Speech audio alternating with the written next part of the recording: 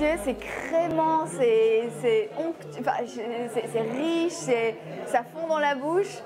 Il y a plein de saveurs qui se dégagent de ce petit bout de faux gras.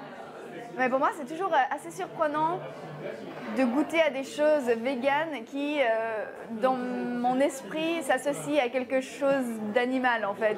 Donc mon cerveau doit toujours déconnecter. Non, c'est pas un vrai foie gras. Donc je pense que pour les gens qui aiment le foie gras, qui aimeraient une alternative cruelty free, comme on dit, sans cruauté, ils devraient essayer parce que moi en tout cas, je suis bluffée. C'est super facile, il faut juste un peu de volonté, il faut être prêt à changer quelques habitudes. Et en plus, quand la démarche derrière, elle est plus grande que soi, quand on a envie de changer les choses un peu, que ce soit éthiquement parlant ou je sais pas, écologiquement parlant, et il n'y a pas photo. Bon, moi j'ai toujours été une immense amoureuse des animaux. Pour moi, ils sont différents, mais ils ont toujours été nos égaux.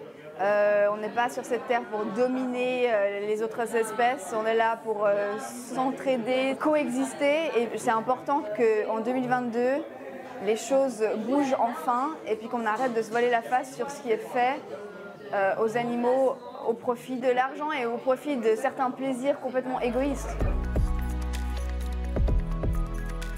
Je dois t'avouer qu'il y a des jours c'est compliqué, il y a des jours plus tristes que d'autres où je me dis de mon vivant je ne vais jamais voir les choses évoluer comme je l'aimerais.